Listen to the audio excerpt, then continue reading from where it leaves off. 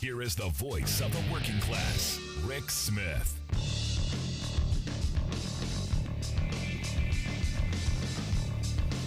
And welcome, brothers, sisters, working class heroes. This is the Rick Smith Show.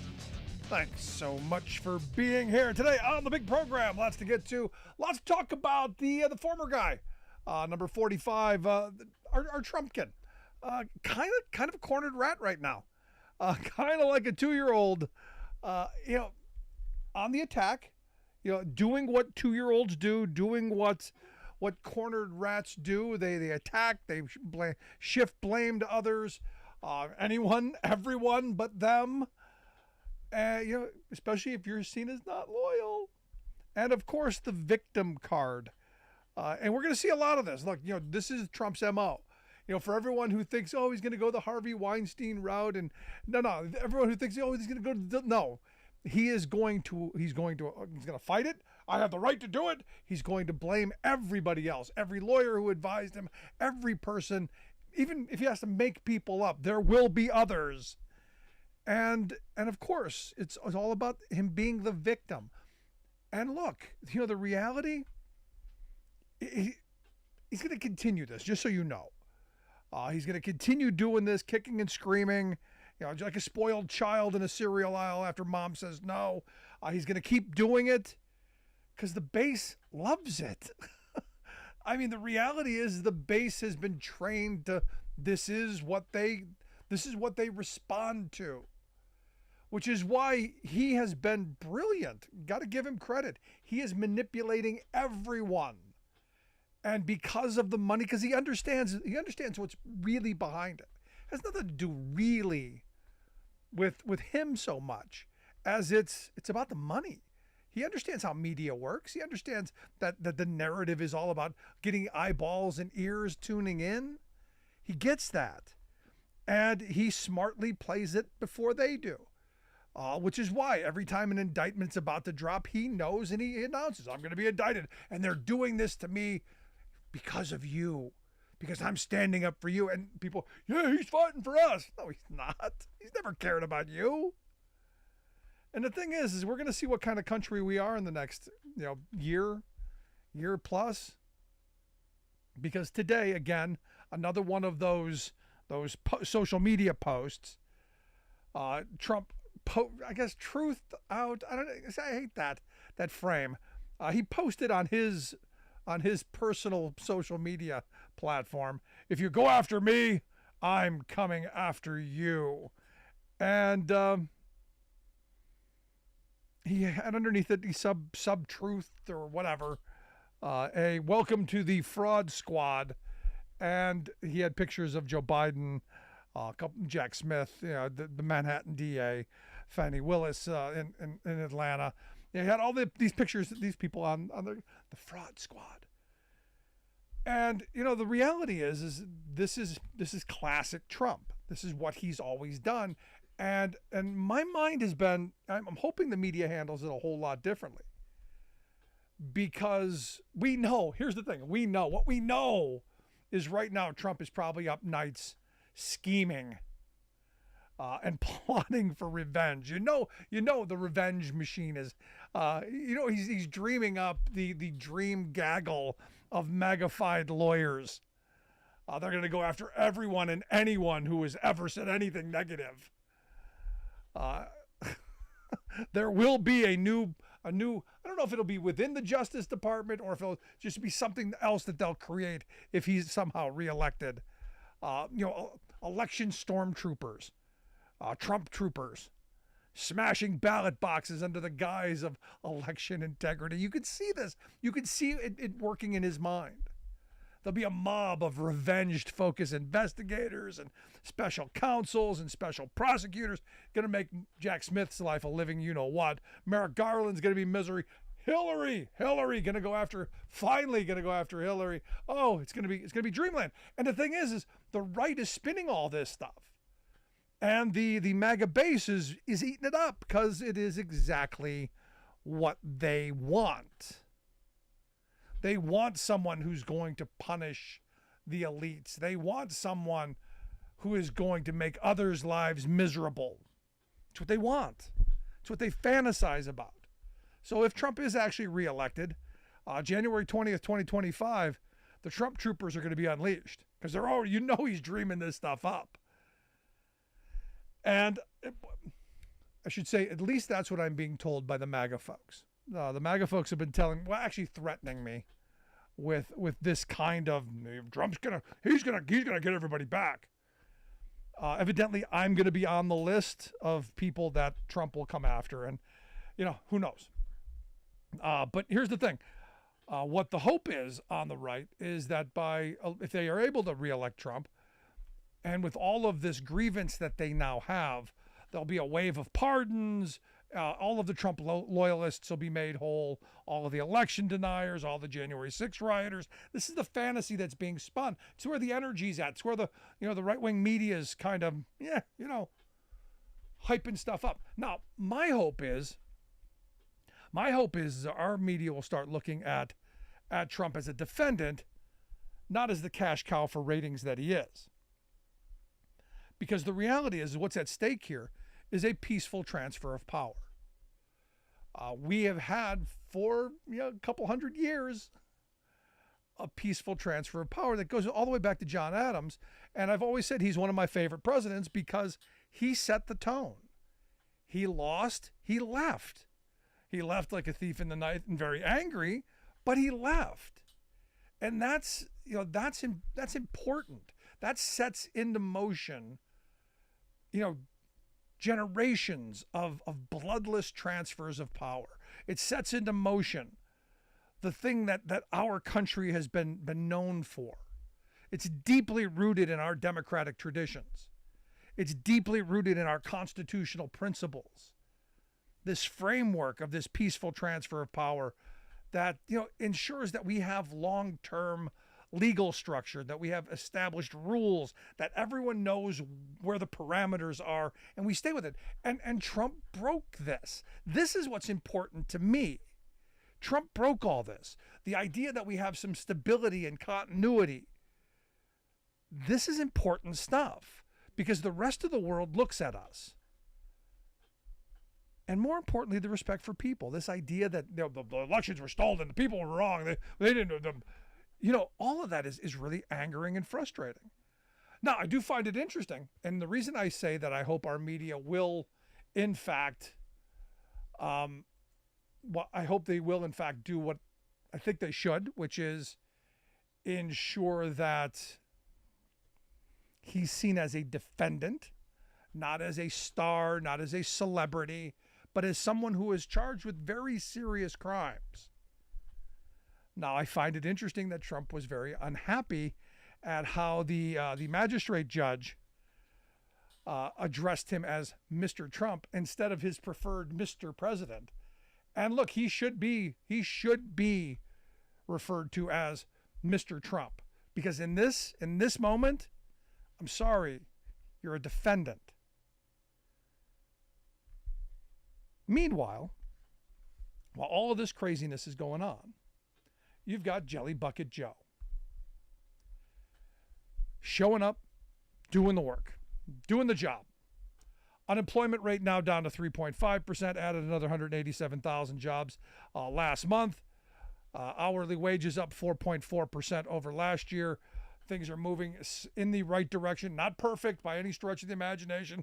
And every time I say, hey, things are going in the right direction, things aren't good. No, things aren't good for a lot of people. And we can address that. And with Jelly Bucket Joe in the White House, we've got somebody who's willing to listen. And oh yes, move policy that will get us there. It's up to us to put people into Congress who are willing to do, I don't know, anything other than obstruct, delay, and destroy. But that's a whole nother thing because their fantasy of a recession evidently seems to be going a little bit further away.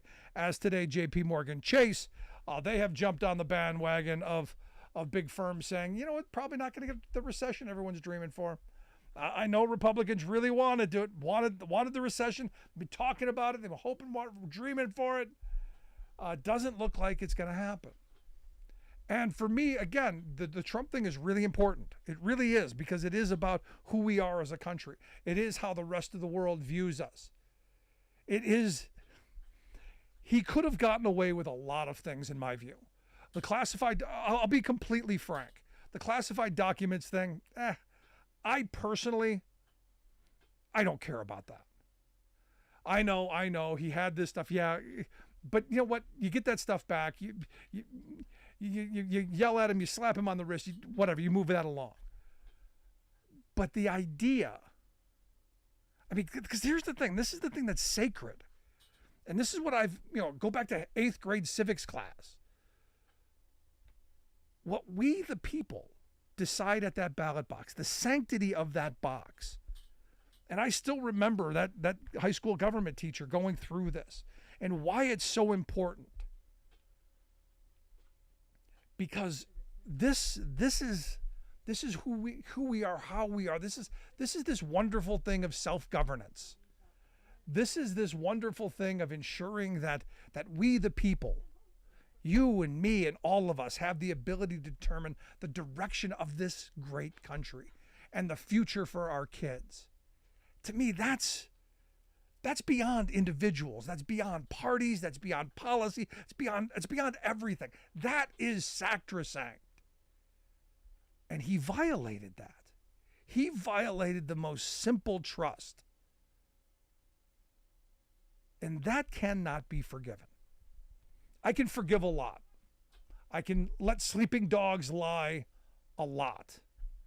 I can make the argument of, hey, it's good for the country just to move forward, move on, get things done.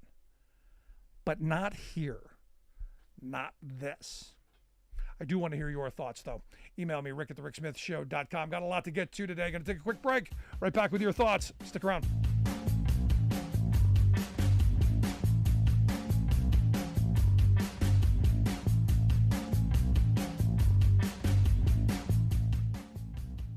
We are AFGE, the American Federation of Government Employees. We represent 700,000 federal and D.C. government workers who are the vital threads of the fabric of American life. We support our nation's military. We take care of our nation's veterans. We protect our nation's borders. We respond to our nation's crises and natural disasters. We provide services to our nation's seniors. The American Federation of Government Employees. We work for America.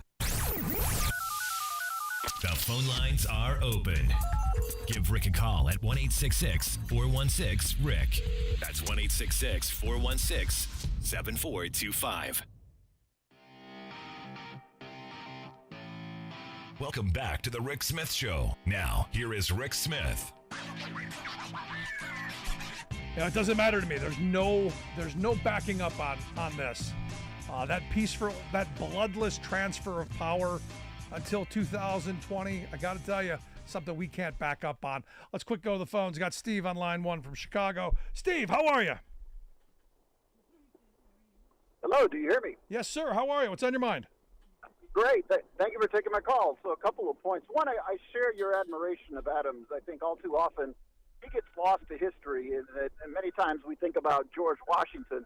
But the fact is that Washington, despite all his great attributes, he was not one of the intellectual leaders of this country that gave birth to what we were. He was a great man, but it's not as if he was a great thinker, unlike Adams. And he and other Bostonians and people in New England were fighting the Revolutionary War years before the summer of 1776. So, yeah, I don't think he gets enough credit, but, that's just my view, and I think you share that view. Having said that, I think it's also important to recognize that you're absolutely right with regard to what the Republicans were hoping to run on. The economy was supposed to fall apart according to everybody. Well, consumer confidence, according to numbers 2 weeks ago, was at a 2-year high. Unemployment is supposed to be going up as the Fed attempts to check inflation. But now it's actually gone down again to a 50-year low. So GDP has been revised upward. So I can go on and on. So if the Republicans were hoping to run on the economy is faltering and Donald Trump is going to be your savior, and by the way, that's a bit of nonsensical logic. Donald Trump inherited an upward sloping economy that began under Barack Obama and Barack Obama's policies. And then all of a sudden to claim that, I'm winning the game, that's like somebody handing off the ball to you with a 50-point lead in a football football game and saying, "Wow, I'm the one winning the game in the fourth quarter." No, somebody handed you a great team and handed you a great lead. And lastly, we've got to address, and I don't know how we do this successfully, but the reality is that we're facing an epistemological crisis in this country. There was a time, for instance, when Richard Nixon faced a similar set of circumstances. People did not have the diversity and the spectrum of outlets in terms of where they get their information. But the upside of it was that most of what we got was from professional journalists and people with credentials and people who knew what they were talking about. And at some point, the entire country got the same message. Richard Nixon needs to go. He has committed crimes, and this is unquestionable. Today, in the age of social media, when a lot of people have turned away from what they call the mainstream media and its bias and all of this, you can find all the nonsense in the world, which will explain to you the deep state and QAnon and how John F. Kennedy and Donald Trump are going to come back and save the country. I mean, and these people are voters. Yeah. And I don't know how you get them back to the sane quarter, because those of us who, might read the New York Times or watch ABC News or C-SPAN, we're on a different page than the people who are in the Alex Jones fan club of crazy. But all of us are voting, including them. And I don't know how we get them back to the table, because, quite frankly, anything we say or do simply gets folded into their conspiracy theory. So, well, Donald Trump is being prosecuted. Here's the evidence. Well, of course that's the evidence. That's the deep state manufacturing the evidence against Donald Trump. No, he's guilty. You We can't win saw with these people. It's like arguing with the flat earthers. Yeah. I tell them, just keep walking. You'll figure it out. If you just keep walking, either you'll be back here at some point or I'll never see you again. But either way, you're away from me. But Steve, I appreciate the call, man. Thank you. Thank you. Good stuff. Yes. Let's go to line 2. We've got Kurt in Akron on line 2. Kurt, how are we doing today? Well, hello, and thank you for taking my call. I do appreciate it. Just to piggyback a little bit there, do you know how long it normally takes for a new president's policies to go into effect by any chance? Oh, it's usually almost a year before you really get everything going. By the time you get everyone, 24 months. What's that? It's 18 to 24 months. Yeah, I was gonna say at least a year. Right. So what I'm getting at is, like the last caller said, Donald Trump was living off of the Obama economy, taking credit for the Obama economy up until 2019. And if you remember, that tax scam started going into effect in 2019, and that's when things started to go downhill. Yeah, the unemployment was still low, but we were starting to get into the clutches of a recession going into 2020, even if COVID-19 hadn't accelerated that recession. So we're now seeing the effects of Joe Biden's Build Back Better, bottom-up, middle-out economy that people tend to not know about because the media would rather report on Donald Trump, because, as the head of CBS said back in 2016, Donald Trump may be bad for America, but he's great for CBS's ratings. And I just saw today that there's going to be signs going around the country that show Joe Biden's face where all the infrastructure projects are going to be done. Well, about time. I've been saying that for, Oh, yeah. The messaging is finally getting there. The message is finally getting out there. But what I was going to call about is the credit rating just fell for the United States because Kevin McCarthy. Might as well be Joe. Kevin, Joe, whatever. Yeah. Kevin McCarthy. At least I didn't say Eugene McCarthy, right? Kevin McCarthy and the Republicans in the House of Representatives are screwing around again and doing nothing, to the point that our credit rating was lowered. And we're probably, and I could be wrong, and you can tell me to go pound salt in the salt mines or kick rocks down the road when I say this, we're probably looking at a possible government shutdown here. Yeah, September.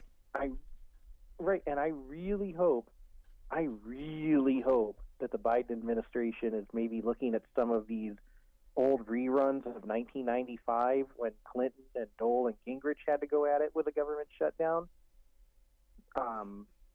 If you remember, Dole I think the thing that saved this country, too, in the sense is Dole wanted that thing done quickly because he was out running for president, too, in 1996. But, if you remember, they wanted to cut the Medicare, they wanted to cut the Medicaid, and Clinton basically told Gingrich, I can't go along with what you want to do. I don't believe in it. I don't think it's right. And if it costs me re-election, then so be it. Of course, that's what gave us Monica Lewinsky as well 2 years later. So, I hope Biden does. I hope he stands up. I hope he makes them. If we have to shut the government down, we got to go that route. You got to defend those things. I appreciate the call, Kurt. I got to go get on. I got one more person before the break. Thanks so much. I appreciate it. Let's go to line 3. We got Alice on 3. Alice, how are you? Totally insane. So what I wanted to say was this.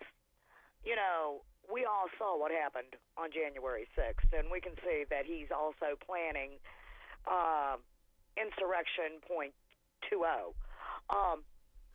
Should he be, get in there or lose or whatever. But here's the thing, Rick. If we stop and think about things, this isn't the first time the Republicans have done this. Just look back at Al Gore and Bush. When, the Supreme Court came in and said, oh, no, we're not going to count these votes.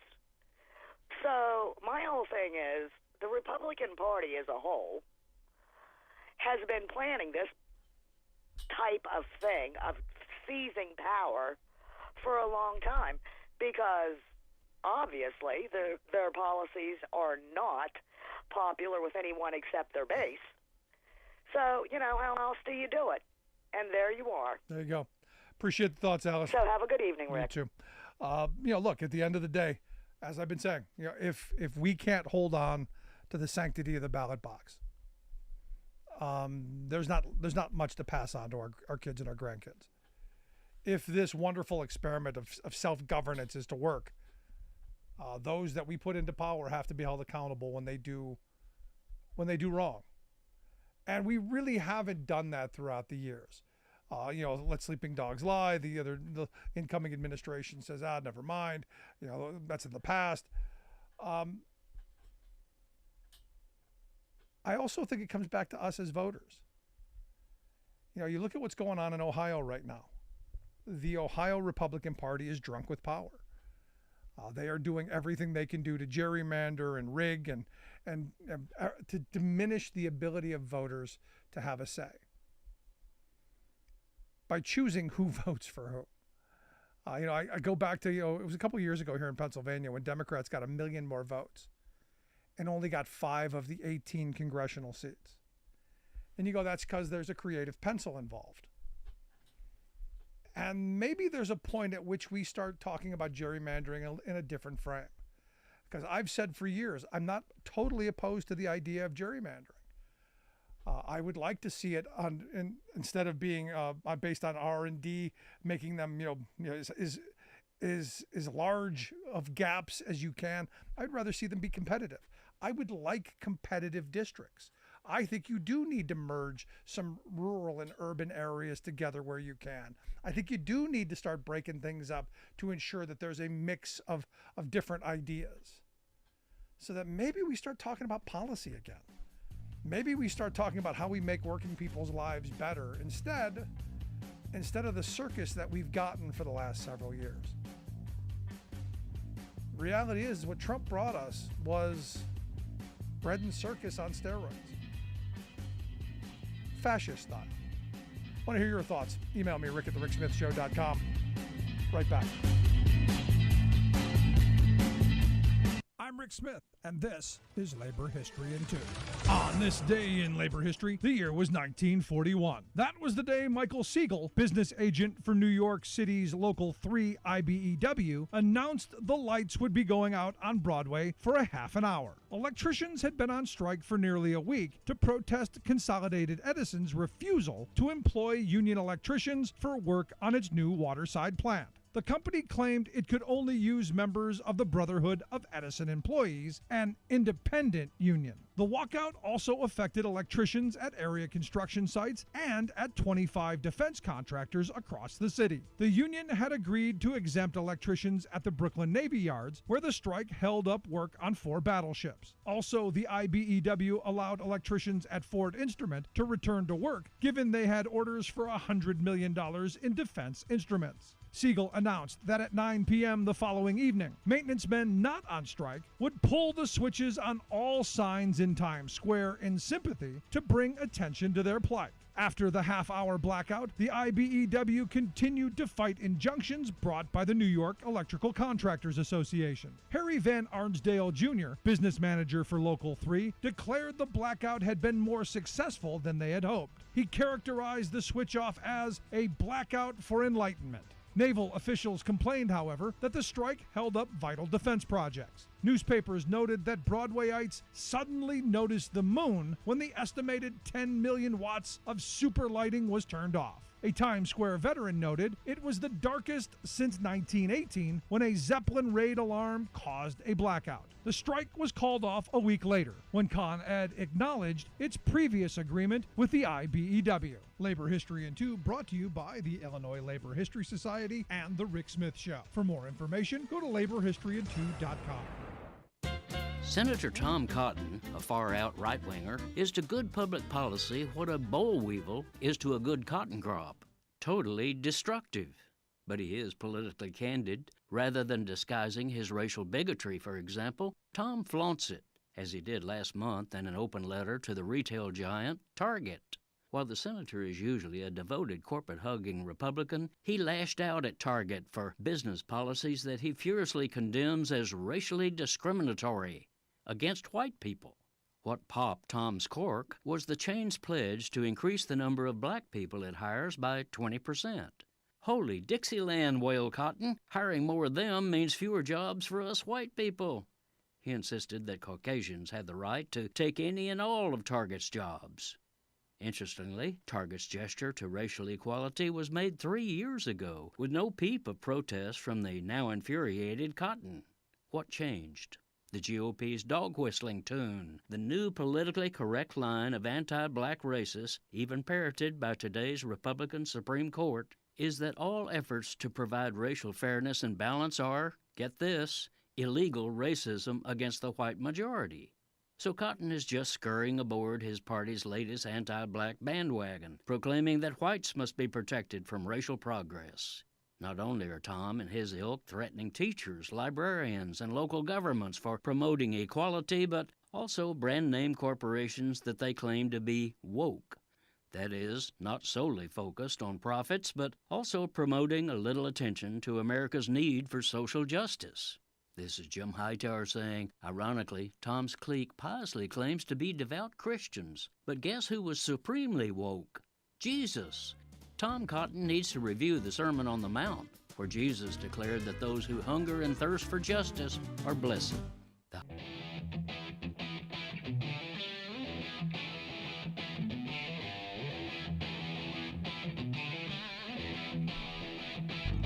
Welcome back to the Rick Smith Show. Now, here is Rick Smith.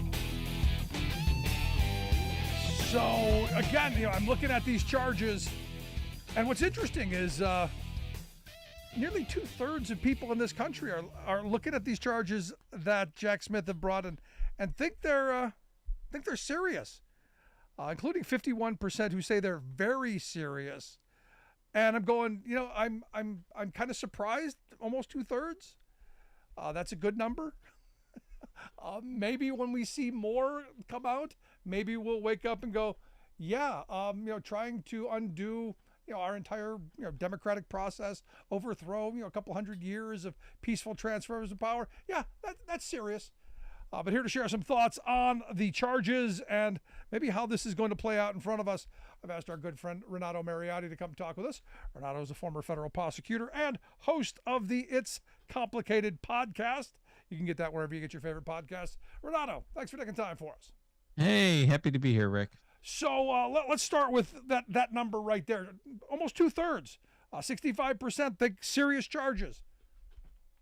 Yeah, it's interesting. Of course, I guess what it means maybe is that Trump's hardcore base has gone down from 40 to 35%. Is that the upshot of that number? Could be.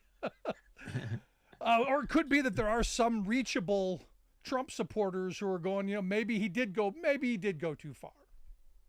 Yeah, I think that one thing that has been interesting to see, Rick, is, and partly because this is playing out in a presidential primary, there are more and more voices within the Republican Party that are criticizing him, which is interesting. Mike Pence is generally, despite having Trump sick his supporters on him, has been critical of him after this indictment. I mean, instead of going to criminality, he's like, well, this disqualifies him from being president, that sort of thing.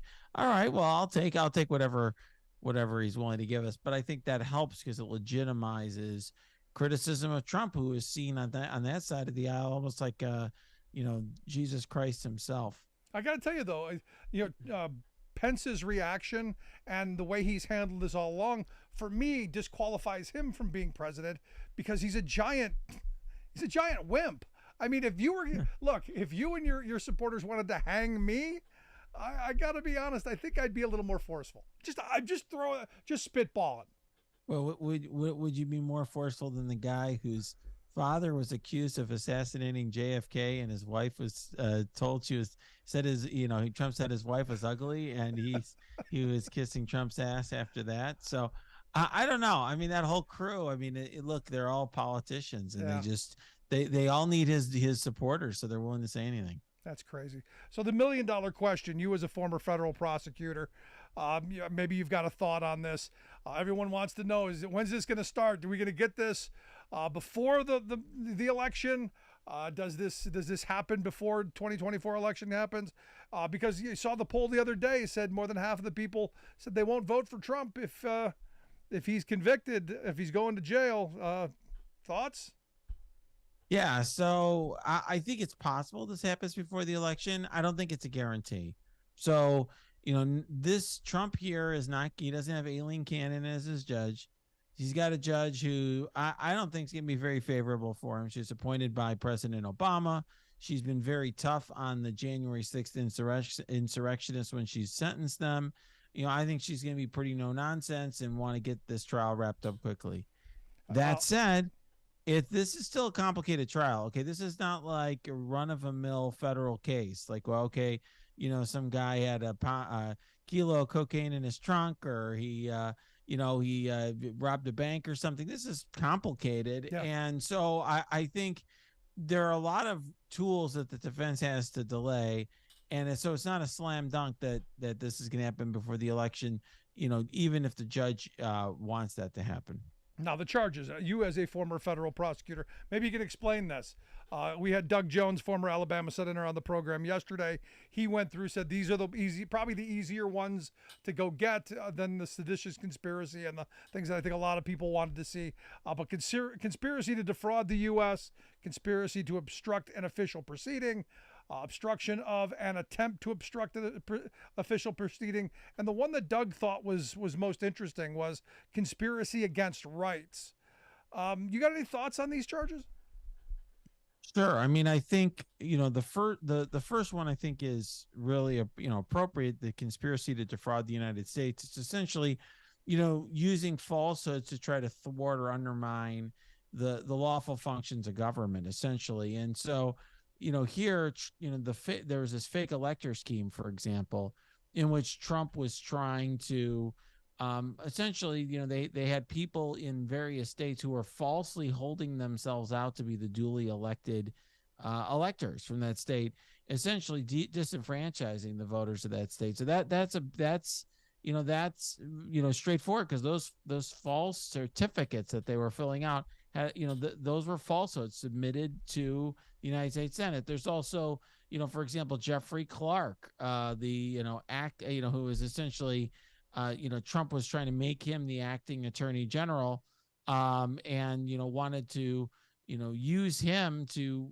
spread falsehoods about the election, and the DOJ's supposed investigation, which is false. There was no investigation, was wrapped up into alleged fraud that didn't, this widespread fraud that didn't exist. So definitely a lot there. The other charges, obstruction of official proceeding, I think that's fair. There's been a number of charges regarding that, regarding the obstruction of the proceeding in January 6th.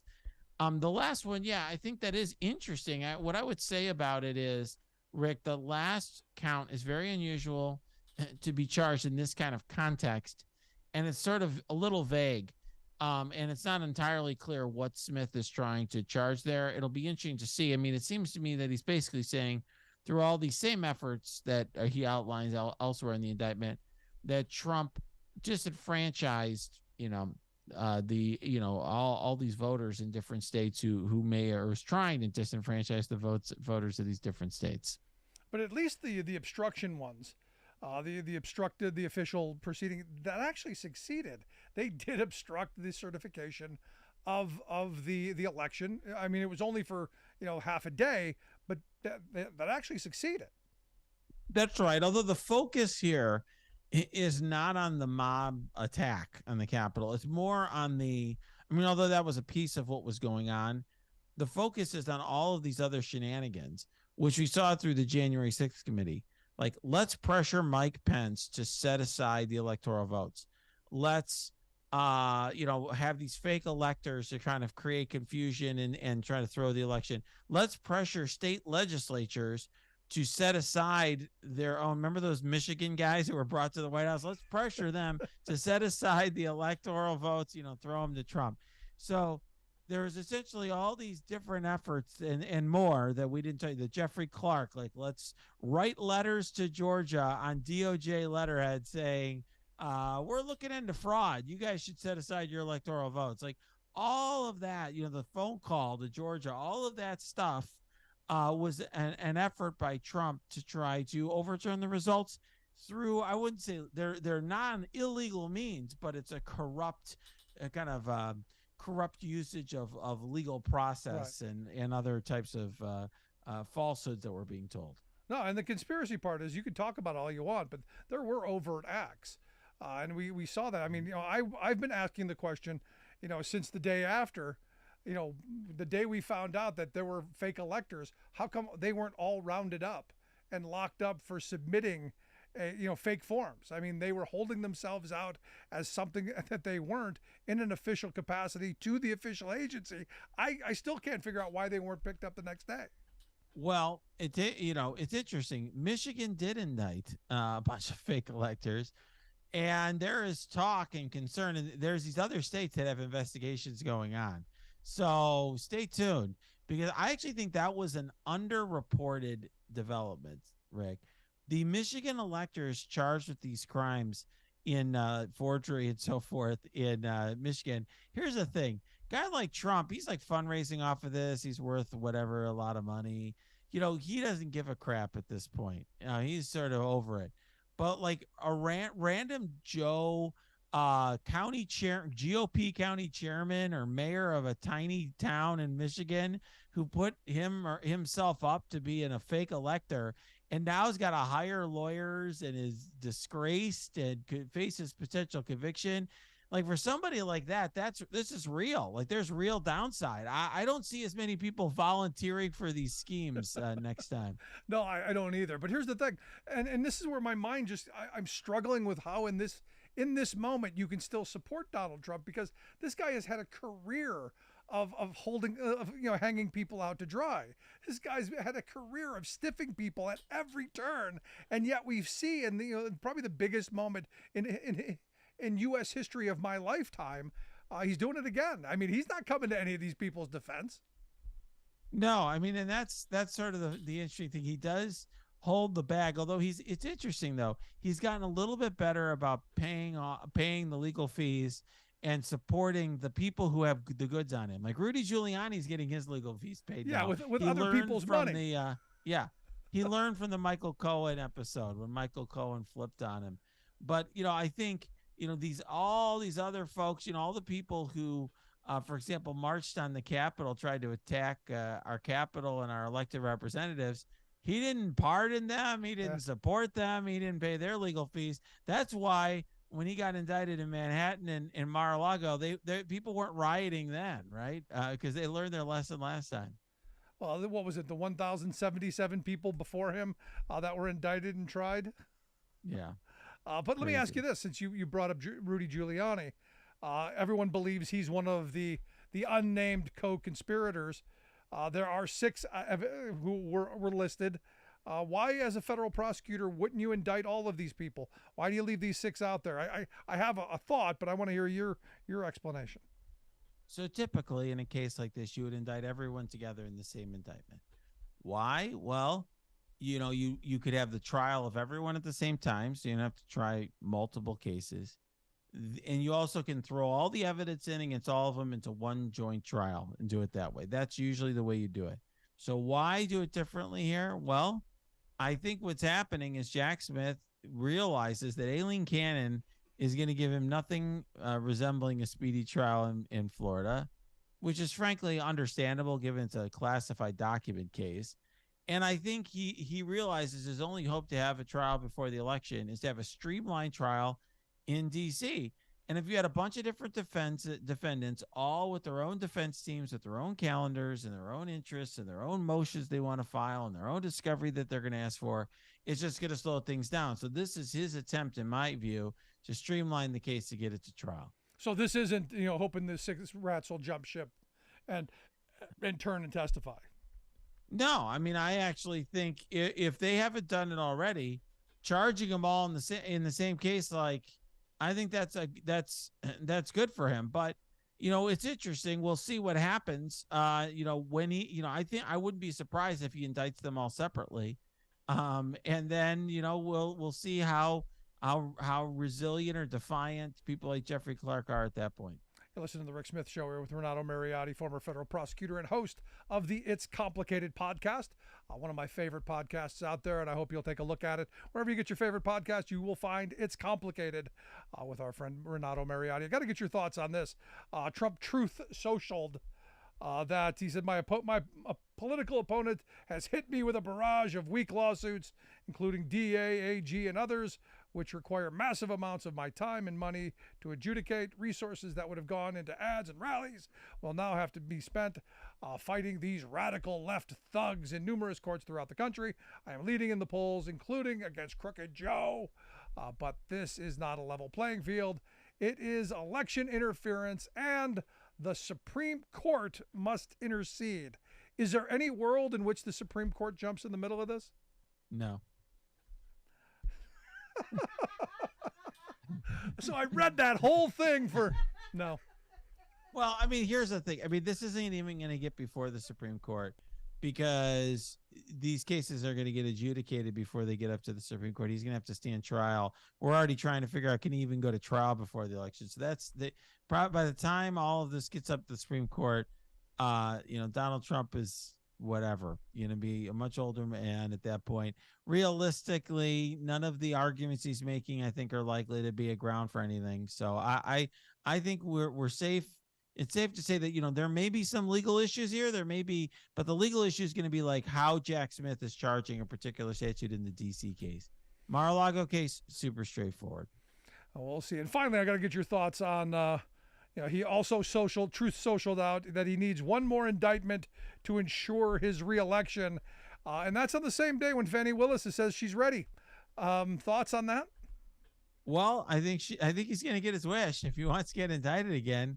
I think Fani Willis is going to grant him his wish. He must have been wishing upon a star. So, yes, that's going to happen.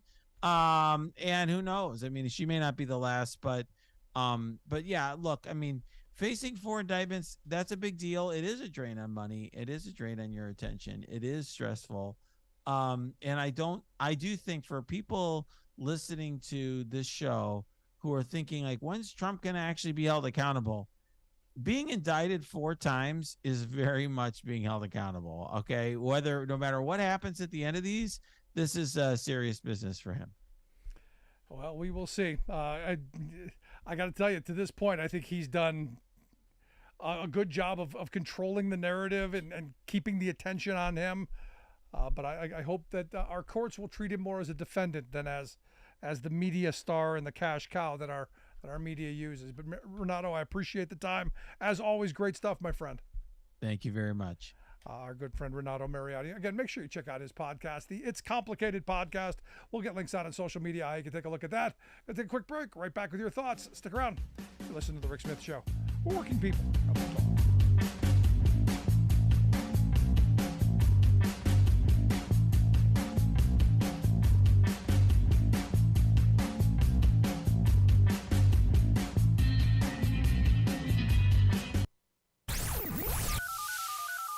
phone lines are open. Give Rick a call at 1-866-416-RICK. That's 1-866-416-7425. I'm Rick Smith, and this is Labor History in 2. On this day in labor history, the year was 1942. That was the day that the United States and Mexico signed the Mexican Farm Labor Agreement. It became known as the Bracero Program. The word bracero can be translated into one who works with his arms and refers to farm workers. This program allowed Mexican agricultural workers to enter the United States on a temporary basis. There was a shortage of labor due to the U.S. entry into World War II. Large American farm owners were clamoring for cheap labor. By 1945, more than 100,000 Mexican migrant workers were employed through bracero contracts, mostly in western and southern states. Most were farm workers, but others labored on the railroads. The program continued until 1964. More than 4.5 million individual labor contracts with Mexican workers were awarded as part of this program. Many of these workers faced exploitation and discrimination. For example, some of the workers had to subject themselves to fumigation by DDT before they could enter the United States to work. These Mexican workers were often paid less than white workers performing the same labor, and they were often cheated out of their wages. The workers were required to work long hours under often grueling conditions. Despite this exploitation, the Bracero program did have some minimal protections for pay and working conditions for those under contract. Farm owners unwilling to meet even these low standards began to hire undocumented labor to skirt the rules. Labor organizer Ernesto Galarraza wrote a book about the program called Stranger in Our Fields. In it, he recounts a worker explaining, quote, "In this camp, we have no names. We are called only by numbers." Like what you hear? Check out more at laborhistoryin2.com. You're listening to The Rick Smith Show, where working people come to talk. So Trump's lead over DeSantis is growing, and for good reason. Good reason. DeSantis is a disaster. The state's a mess. But the 538 folks have put Trump over DeSantis by a 55-14 lead with GOP voters, and that's a sizable lead, especially when you look at the kind of money that DeSantis had brought in, which is why one of his major donors, the hotel guru, Robert Bigelow, has said, nope, no more money for you. Cutting him off until he, quote, adopts a more moderate approach. And it's one of those things where you go, he's really, he's taken this, we're going to go the war on woke, this culture war thing to really a zealot level, to a religious zealot kind of level. And that's scaring the moneyed folks, because he is exactly, and people have been sending me these Frank Zappa clips, from the 80s and 90s, and when Zappa's talking about the U.S. turning into a fascistic theocracy, and you go, yeah, that's Ron DeSantis, right there. Now, what's interesting is him and the do-gooder wife, evidently she raised about I guess some $9 million in aid from Hurricane Ian. It still hasn't been spent, evidently. So I gotta wonder, what happens with this? Now, I'm not saying that she has done anything nefarious. I'm saying they raised $9 million to help people in the state. If you're gonna do that, you've got to get it out, because the insurance companies, they're really not. And there was an interesting story over at the Washington Post today that grabbed my attention. About this insurer, the United Property and Casualty Company, UPC.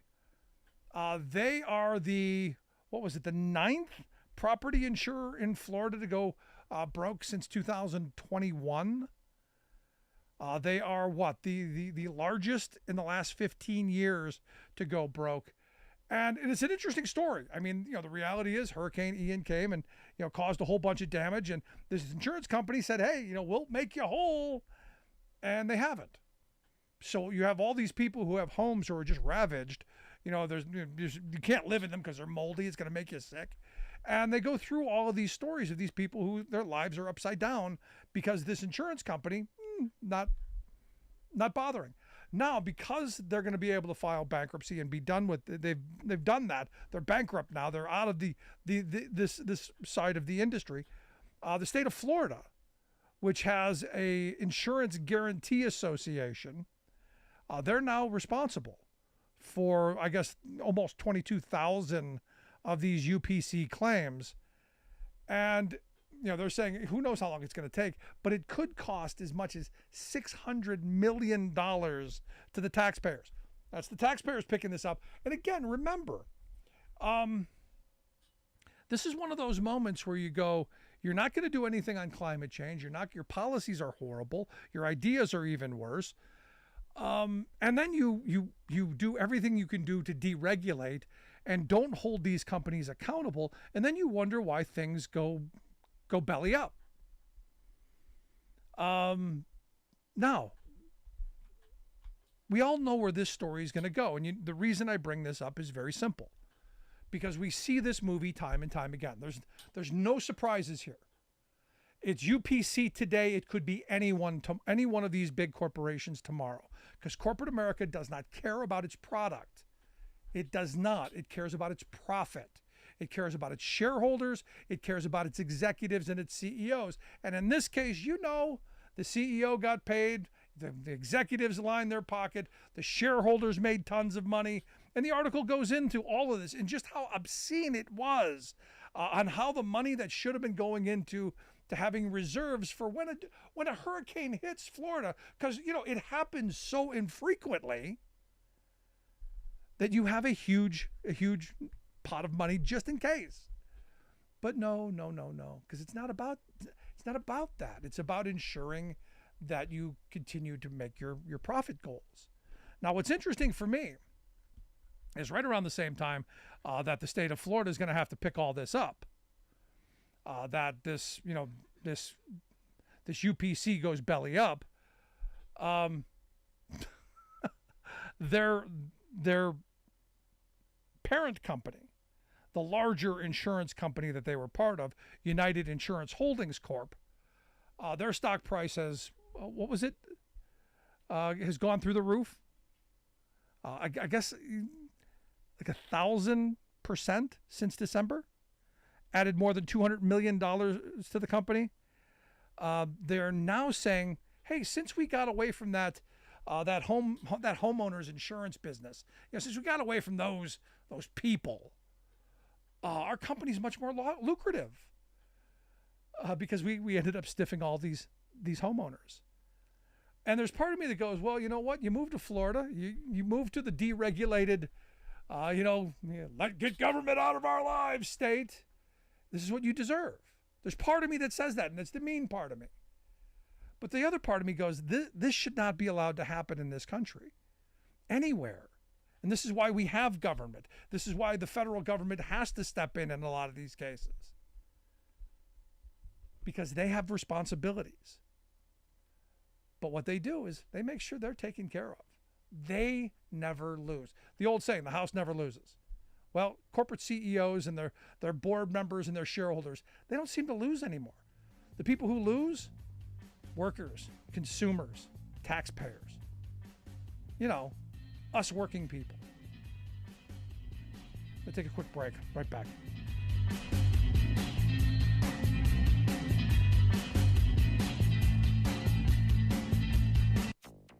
Climate change shifted the heat. Man-made climate change made record hot July 3 times more likely, new study finds. That can lead to over 2 billion hours of labor lost per year just in the United States. Extreme heat is also extremely costly for business. Plus, customers are facing another rate increase. It's the third this year. America's first new nuclear reactor in years finally starts operations in Georgia with higher costs for ratepayers. All of those stories and more straight ahead from BradBlog.com. I'm Brad Friedman. And I'm Desi Doyen. Stand by for 6 minutes of independent green news, politics, analysis, and snarky comment. A new reactor at a new nuclear power plant in Georgia is now producing energy that could soon be used to power your home. is an exciting step. Not the words that I would use to describe it.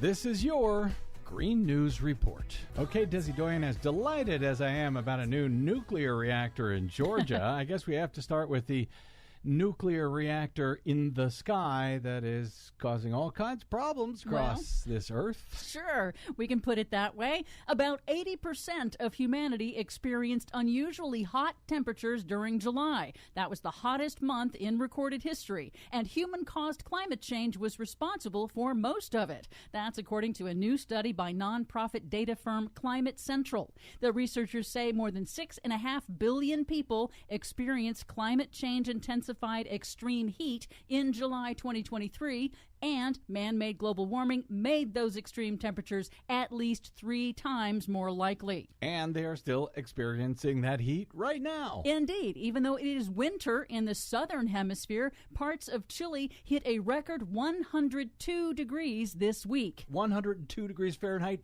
in winter? Yes. Beijing became the newest area deluged by record-breaking rainfall, the remnants of Super Typhoon Doksuri, one of the most intense storms ever to hit China, dumped nearly 2.5 feet of rain over 5 days in the Beijing region, an all-time high in at least 140 years of record-keeping. That triggered catastrophic flooding, crippling the city, killing at least 21 people, with dozens still missing. Climate scientists say global warming is turbocharging extreme rains around the world because a warmer atmosphere holds more moisture. Extreme weather is extremely expensive, according to a new assessment by global reinsurance giant Munich Re. In just the first half of 2023, globally, disasters of all kinds caused more than $110 billion in economic losses. But the U.S. alone makes up more than a third of those disaster losses this year so far. A different study finds that the prolonged extreme heat has hit small business owners exceptionally hard. According to a new report by the small business payroll company Homebase, the heat forced many small businesses to close early in July due to fewer customers and to protect employees. That reduced paid working hours for employees. The company warned that extended dangerous temperatures may reshape consumer behavior. Wow, that would be something that a political party that cares about small businesses would want to take action and do something about, right? We can now add oil refineries to the list of fossil fuel infrastructure struggling amid record-shattering heat. Refineries in Texas and Louisiana have been forced to cut back operations as a safety measure because they're not designed to operate above 95 degrees. That has helped spike gas prices around the world. They've reached their highest levels this year so far in the United States. So fossil fuels increase the heat. That shuts down the refineries, which raises the profits for the fossil fuel companies. Pretty neat, huh? Sweet deal. In other news, the Biden administration held an oil lease auction as required by law, this time in Nevada, but nobody came. 0 oil companies bid in the Bureau of Land Management's lease sale. The bust underscored calls from conservationists to focus on abundant renewable energy in the state and phase out oil production. Finally, electric utility Georgia Power began commercial operation at one of 2 large new nuclear reactors at the Vogtle plant this week after years of delays, design and construction missteps, and massive cost overruns. The first newly built U.S. reactor to come online in decades. It was supposed to be up and running in 2016, but the cost of the reactors has more than doubled to more than $30 billion. While the new reactor will generate zero emissions electricity for an estimated 500,000 homes and businesses, Georgia Power has asked for the 3rd rate increase in a year on customers to pay for the cost overruns of Plant Vogtle. So more dangerous and more expensive. Yeah. The plan is sound. For much more on all of these stories and the ones we couldn't get to today, check out our website at greennews.bradblog.com. Find, follow, and share us planet-wide on the Facebooks, Mastodons, and website formerly known as Twitter at Green News Report. Are you tired tired of think tank approved corporate news and commentary? Are you tired of CEOs telling you what to think, who to hate, and who to vote for? Well, welcome to the Rick Smith Show. We don't take orders from some boardroom, and we don't do focus groups or talking points. We don't work for them, and we never will. I'm Rick Smith, and I work for you. Join us daily at thericksmithshow.com and download the podcast and never miss a minute.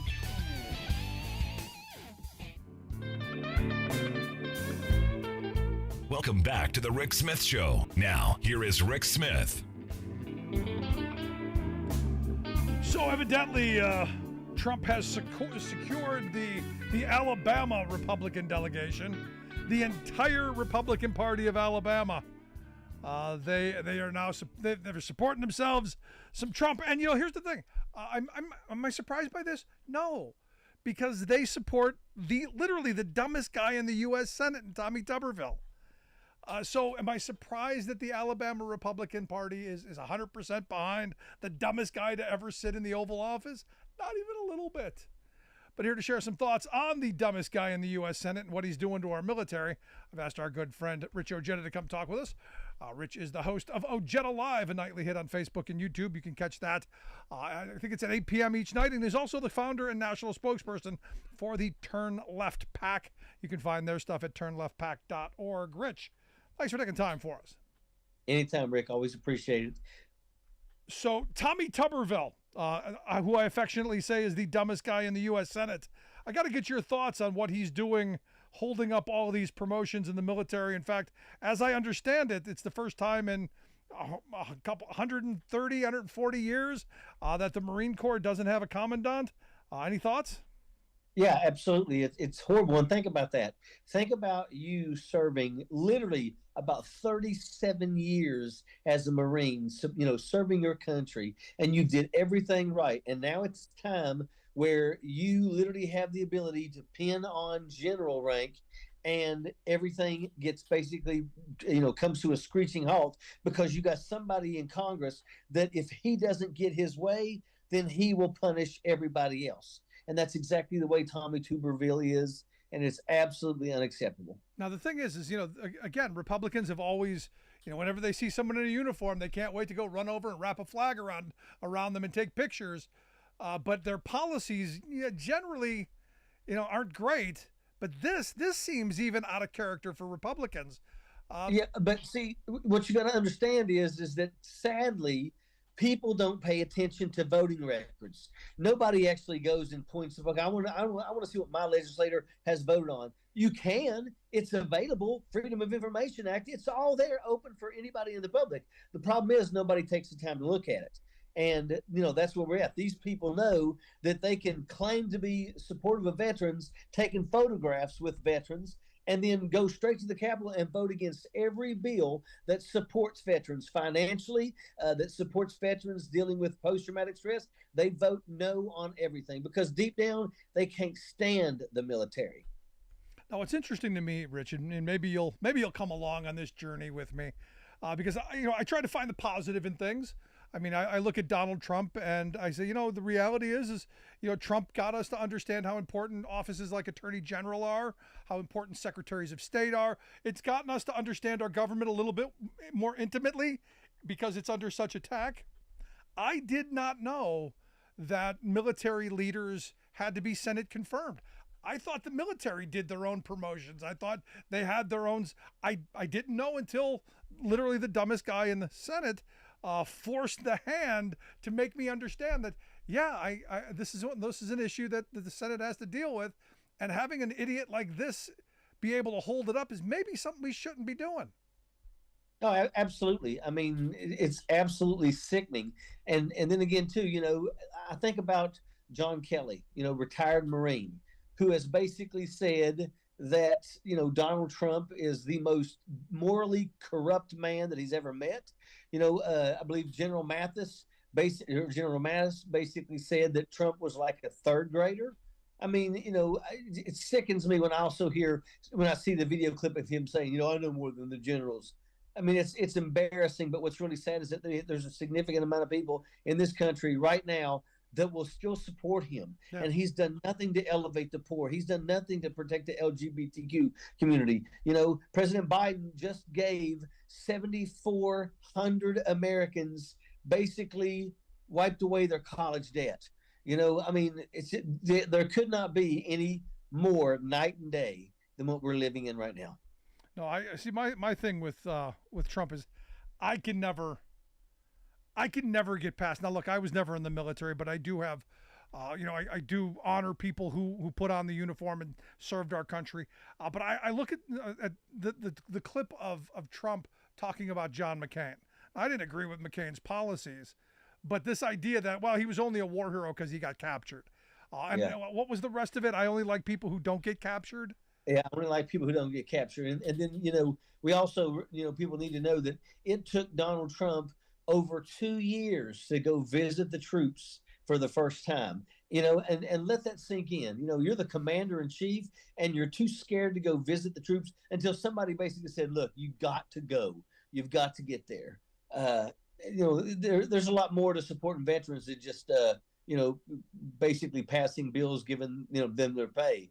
There's a lot of issues that veterans struggle with, and we need everybody that we can in Congress to be supportive of veterans so that, once again, we can stop this suicide. Now, here's the thing, before I wrap up with this idiot Tuberville, this is where the rest of the Republican Party, I believe, is to blame. I know in the Senate you can hold one thing. One senator can hold up all kinds of things, and we've given one senator the power to stop everything.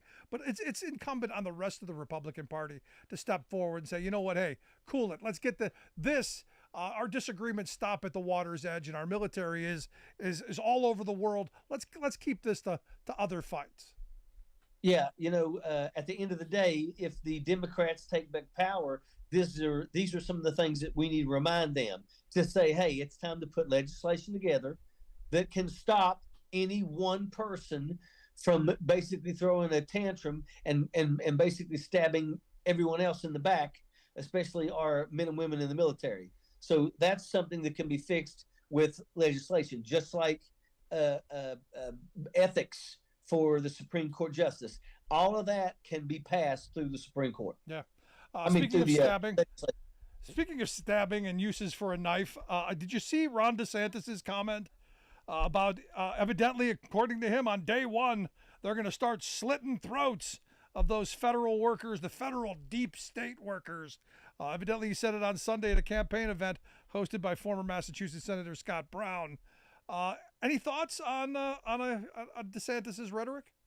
Yeah, DeSantis is the kind of guy that would spew stuff like that. And if ever come down to it, would not have a problem telling somebody to go slit those throats. But I can guarantee you that he would never take it upon himself, because deep down, he's nothing but a coward. Same thing with Donald Trump. That's who these people are. And they're exposed with that. I mean, to me, him even to say something like that. I mean, this guy was a lieutenant in the military. Well, I guess he got out as a captain. But I mean, you would think that he would know better than that. It's like every day he sticks his foot deeper in his mouth. He said, they may have some to slit some throats, and it's a lot harder to do that if these are people that you've trained with in the past or that you know. Wow. So we're going to have somebody out there, be very firm, very strong, but they are going to make sure that we have the best people in the best positions. That sounds familiar. Yeah, but what's sickening to me is that, he's literally walking on eggshells because he knows that he's hoping deep down. I think he hopes more than anybody that deep down Donald Trump gets, prosecuted, and then they use the 14th Amendment, Section 3, to basically make him ineligible to run for president. Because mark my words, DeSantis will do anything and everything he can to get Donald Trump's base, even if it's looking into the camera and promising to pardon Donald Trump as soon as he wins the presidency, which is a good thing for us, because that will convince a lot of other people why they shouldn't be voting Republican. You're listening to The Rick Smith Show. Rich Ojeda, host of Ojeda Live. You can check that out nightly on Facebook and YouTube. Also, he is the founder and national spokesperson for the Turn Left PAC, turnleftpac.org, the website. Got to get your thoughts on I don't know that this is even a veiled threat. I think this is an out-and-out threat. Donald Trump on social media said, if you go after me, I'm coming after you. and underneath it is "Welcome to the Fraud Squad." Pictures of Joe Biden and all of the DAs and prosecutors that have indicted him thus far. Do you take that as a threat? Absolutely. And make no mistake about it. Donald Trump doesn't have the courage to do anything, but he has a following that are absolutely dumb enough to actually follow through with these things. And once again, he was read the Riot Act by Judge Chutkan, I think that was her name, but he was read what he could not do. And she flat out said, you're not going to leave here and intimidate and use social media. And that's what he's done. So, one day after, he's already stuck his foot in his mouth. And the truth is they need to go ahead and put him in jail. Let him stay in jail until trial. I mean, take him off social media. Because they would do that to you or me in a heartbeat. In a heartbeat. Well, I mean, that's just the way that it is. I mean, but see, Donald Trump, I don't know if you heard this, but Donald Trump is actually requesting that the trial be moved to West Virginia. I would request that too, because he believes he's got a better shot in West Virginia. It's the state for Donald Trump. Yeah, but I mean, just the thought of him coming up with that and then doing it in a way that was like, I don't know, let's see, just send it someplace other than D.C. I don't care where you send it. I don't know, West Virginia, the state that voted more for him than any other state. Yeah, it's an embarrassment. But yeah, that right there to me is an absolute direct threat, and Judge Chutkan needs to deal with it. But are we surprised? I mean, the reality is, and look, I've actually given Trump credit for this. He has set the narrative. He has set the tone of how all this stuff goes. He announces the indictments. He's framing it in a way that he's the victim. He's the one being persecuted, and he's doing it all because for the supporters. He is really, and thanks to our media, they're culpable in this. He's really set the tone of the media. He's already said also, they're not just indicting me, they're indicting you. I mean, goodness gracious, the sound bites that come from these morons is sickening.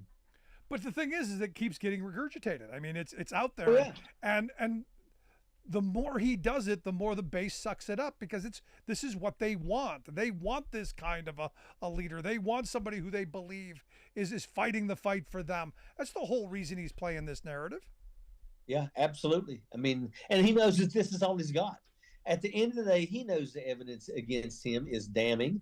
That's one thing about Jack Smith that, and I was listening to Michael Popak today, and I believe it was him, and he was talking about how one of the lawyers who read the indictment said that, Jack Smith has literally already prepared a response to literally anything that they could ask. I mean, hit it out of the park, home run, no matter what they do. He is meticulous, and he's got the evidence. And then again, too, every time Donald Trump walks and gets in front of a microphone, he tells one himself. I mean, this guy is absolutely his worst enemy, and he's not a business. You see these people, we like Donald Trump because he's a good businessman. He went bankrupt 6 times. 6 times. Absolute garbage. Yeah, and he's using the flock's money to pay his legal fees. No, it's quite remarkable. Yep, $40 million worth. Well, there'll probably be 40 more, because he is going to again be able to do what he's done in the past, and that's get people all on his side all riled up, because you've got the right-wing media out there that keeps hammering this. And this is one of those things, Rich, that I would never do for anyone. If Biden was wrong, if all this Hunter Biden stuff were what I hear is right, and there's a direct quid pro quo, and Joe said to Burisma, you hire my son and I'll get you this, then yeah, he's got to go. There is none of that. They've been able to show none of that. But if there were, if it was there, if the perfect phone call were there, I would say no, he's got to go.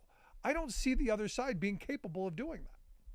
No, they're not. And I love the fact that President Biden has already come out and said that no matter what, he will not use pardon power because if his son is proven guilty, then he needs to be, he needs to pay for his crimes. Yeah. So, there's such a double standard between one side and the other side. And I know both sides have flaws, but, I tell you, I'll put the Democrats up against the Republicans in terms of morals, values, anything they got. No, for me, Rich, and this is where I want to end this, because for me the whole Hunter Biden thing, After hearing Devin Archer's testimony and after reading through some of it, my admiration for Joe Biden has gone up. The fact that as vice president, in his roles afterwards, he's calling the kid every day. He's calling Hunter Biden every day to check up on him because he's a father who's grieving and cares about his son who's got some problems. That to me just that endears me to Jelly Bucket Joe even more. Yeah, no, you're absolutely spot on. But I hope folks will check out the podcast. Make sure you get that Ojeda Live, Facebook Live, YouTube Live, also turnleftpack.org, the website. Rich, appreciate the time, man. Thanks, Rick. I appreciate you. Our good friend Rich Ojeda. Make sure you check out that stuff. Going to take a quick break. Back with your thoughts. Stick around. You're listening to The Rick Smith Show. We're working people. Come to talk.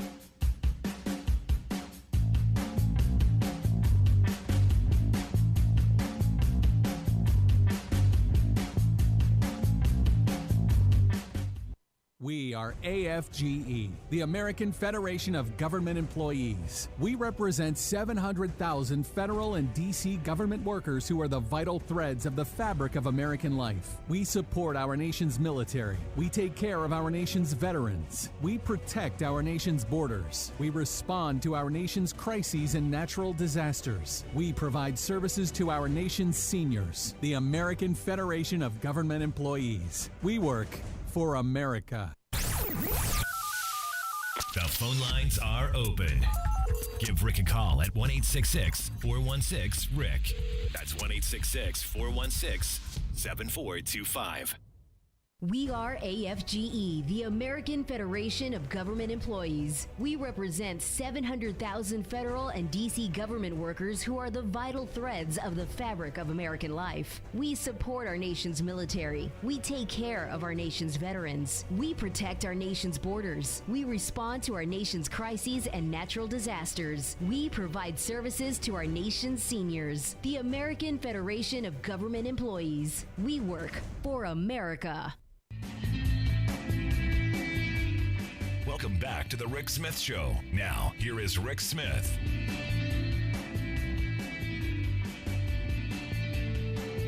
So Bailey in New Mexico sent me an email. He said, Rick, do you know who Charlie Kirk is? Yeah, I do, unfortunately. I'm not a huge fan, but he says, have you listened to his podcast? Answer, no, I have not. I have seen some of his clips on social media, and that's only because I couldn't swipe past fast enough. But Bailey writes, he is advocating for the execution of Joe Biden. How can this stuff be broadcast and no one held accountable? And then he goes into a bunch about the fairness doctrine and the need to revive that. And look, that's the fantasy, is to return to the days of the fairness doctrine when you could have equal thoughts and you could have honest debates and all of that. Understand, the genie's out of the bottle, the cat's out of the bag, whichever phrase you want to use. You're not putting it back in there. What has to happen is the left has to do more to encourage more to fund infrastructure for media and more sharing and more speech. There has to be. As a liberal, I'm someone who believes in more speech. And if idiots say stupid things, we talk them down. But here's the thing. And this is the failure of Democrats. This is the failure of the left. This is the failure of the labor movement. This is the failure of sane, rational people. And I've been screaming about this for, about 2 decades now.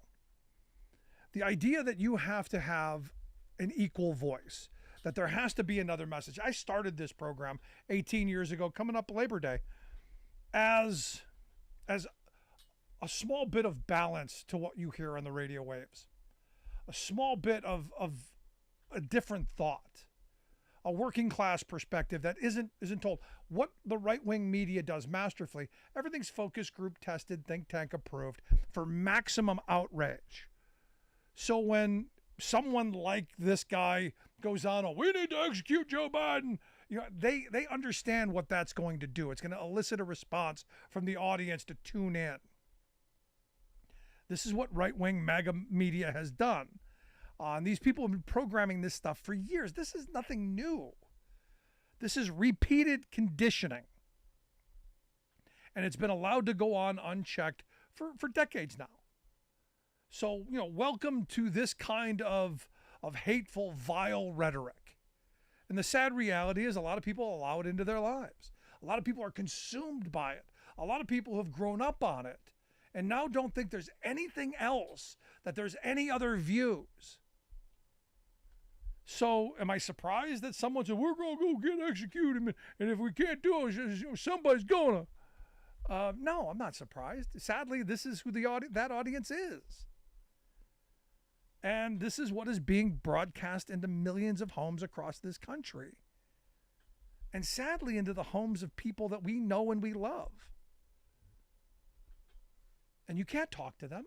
You can't have a rational discussion because, well, they've been sold on this idea that, well, they know it all. And because, hey, Rush said so, or, whoever the Rush replacement is here recently. But what they understand, and this is the important part of this, is the right understands, they understand outrage. They understand getting people all lathered up and all angry and all ticked off and ready to go to war. They understand how to scare the living you-know-what out of people. And they know how to get a catchphrase going. One of my favorite things is the whole "Let's Go Brandon" thing. I know people who go, they'll be thrilled to go into an arena or a mall or something just so they can scream, "Let's go Brandon," and like no one knows what they mean, and everyone knows it. It means F Joe Biden. So I found it interesting, and someone sent me this clip, but I gotta play the clip because it's kind of funny. Joe Biden recently did a commercial, did a little ad, drinking coffee, which got the right wing just absolutely out of their minds. So here's Fox News doing the, I love this. Here's Fox News doing their thing. If I'm a Democratic Party member, I'm embarrassed because he's actually doing his Democratic Party a disservice. Dark Brandon is not funny. I mean, that's actually a really dark joke at the expense of the American public. Like, I don't think it's funny. And Brandon is not a compliment. So that's all he's got to go on is take the worst insult that he's adopted through his presidency and make something of it. Yes, this is the great part of this. This is why the Dark Brandon thing is so funny. He has taken the "Let's Go Brandon" thing and turned it around. And it's made the Fox News people crazy. Hyperplectic. I mean, it's hysterical that they think he should just internalize the "Let's Go Brandon" thing and just that's what we do to him. The Dark Brandon thing is fabulous. The fact that he just he's drinking a cup of coffee with the image of him on it with the big eye, with the bright eyes, and he sets the coffee down because I like my coffee dark, which is great. Considering the fact that whenever he does something that puts the Republicans in their place, social media goes crazy and calls him Dark Brandon. I think it's brilliant. I think it's about time that we have a president with a sense of humor. And good on Joe, man. Good on him. Now, again, I do find it interesting that these talking heads who have nothing better to do, by the way, than, I can't believe he would do this. It's such an outrage. We should all be outraged. We should be outraged. And I think they think by saying the word outraged a lot that maybe the viewers, I don't know, maybe the viewers are going to be angry. Angry that no one cares when they say "Let's go Brandon." Nobody cares. It's kind of like your sign. Go ahead, stupid. Say dumb stuff. Show us that IQ. Way to go, Dark Brandon.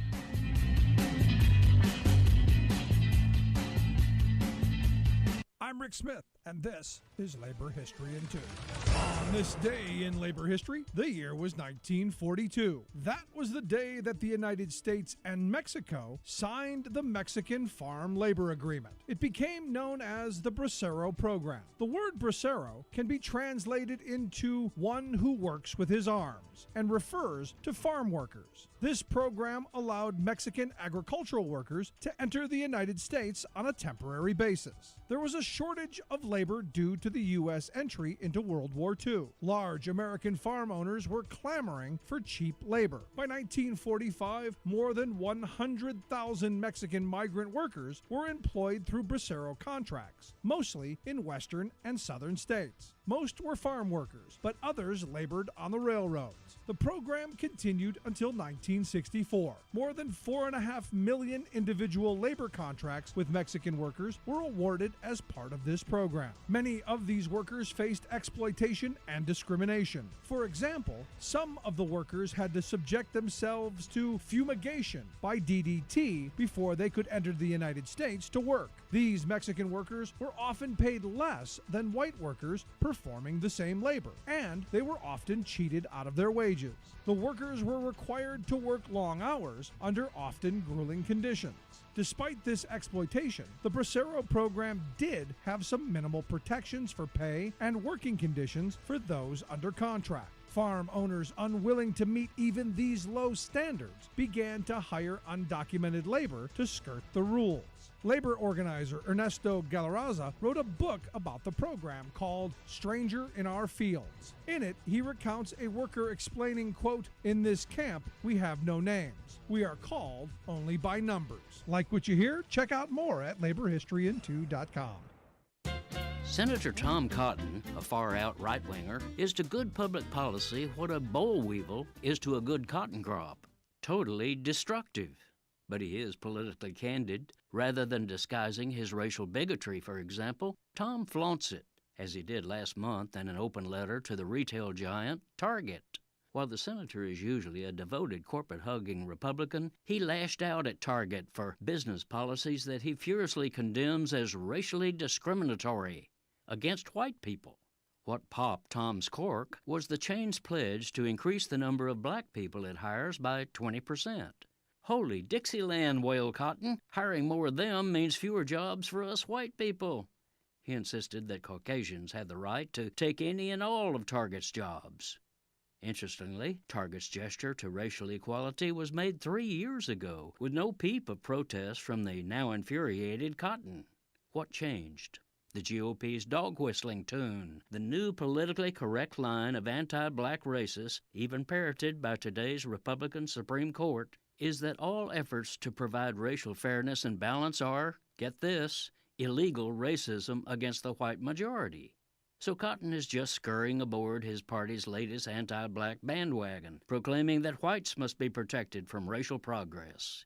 Not only are Tom and his ilk threatening teachers, librarians, and local governments for promoting equality, but also brand-name corporations that they claim to be woke. That is, not solely focused on profits, but also promoting a little attention to America's need for social justice. This is Jim Hightower saying, ironically, Tom's clique piously claims to be devout Christians. But guess who was supremely woke? Jesus.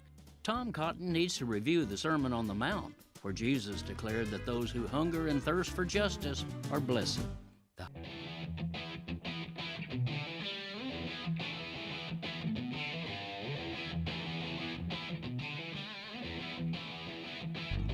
Welcome back to the Rick Smith Show. Now, here is Rick Smith. So, Republican presidential candidate Vivek Ramaswamy, evidently, according to Politico, would not say if he would have certified the election in 2020. Wouldn't say that he would do as Vice President Mike Pence did, completely sidestepped the question, evidently did it repeatedly. And it's one of those things where I don't know if it's that he wouldn't have certified the election, or if it's one of those things, and I think it's more this. He thinks he's smarter than everyone else, And he thinks that he would have handled it completely differently because he said, I would have never let it get to that point. I would have never put myself or been part of an administration if I was in a serious position of leadership to ever have allowed us to have gotten to that doorstep. Why not just say, I would have certified the election, I would have stopped it. Yeah, but no. Got to do the dance. Anyway, here to share some thoughts on maybe he wouldn't have certified. I don't know. But here to share some thoughts on the big stories of the day, our good friend, former Ohio Congressman and political analyst, Bob Ney. Bob, thanks for taking time for us. Thank you, Rick. So what do you make of this? Is this a big deal? Is it? Why not just say, no, I would have certified the election? Why create something that you don't need to create? Well, a couple of questions here. They're asking him if he would have done what Mike Pence did, right? I mean, what Mike Pence refused to do. Right.